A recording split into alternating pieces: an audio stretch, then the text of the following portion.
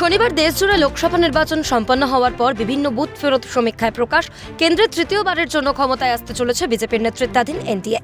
চারিদিকে বিজেপির জয় জয়কার।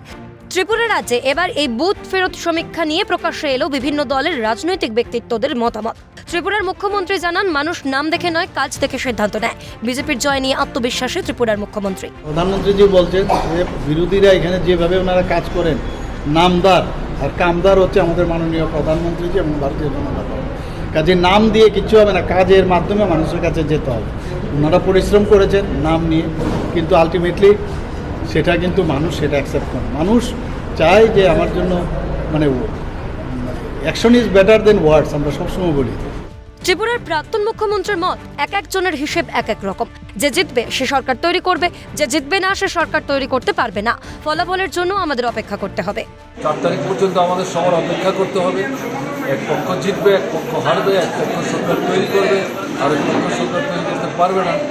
কাজে তোমাদের যেমন আগ্রহ, আমাদেরও তো আগ্রহ, এর বাইরে আর কি। নির্বাচনের নির্ঘণ্ট প্রকাশের পর থেকে বিজেপি যে এবার 400 আসন পারের লক্ষ্যমাত্রা রেখেছিল, তার সামনে রেখেই যাবতীয় কাজ করেছে। এক্সিট পোলের ইঙ্গিত সেদিকেই সাফ জানান ত্রিপুরার বিজেপির সভাপতি রাজীব ভট্টাচার্য।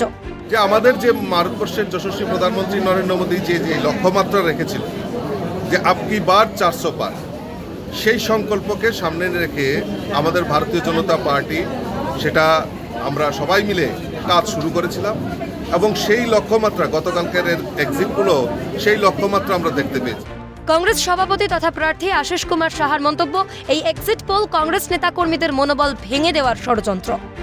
ইন্ডিয়া জোট ক্ষমতায় আসছে, ইন্ডিয়া জোটের ফলাফল ভালো হতে যাচ্ছে। একটা সত্যি কথা, যেটা সাইকোলজিক্যাল উইপন ইউজ করে কংগ্রেস নেতা কর্মীদের মনোবল নষ্ট করে দেওয়ার গভীর ষড়যন্ত্রে লিপ্ত হয়েছে। ফল ঘোষণার আগের দিন সম্ভাব্য ফলাফল নিয়ে এভাবেই ত্রিপুরা জুড়ে চড়ল রাজনৈতিক উত্তেজনার পারদ। ত্রিপুরা থেকে মনীষা ঘোষের রিপোর্ট, ক্যালকাটা নিউজ।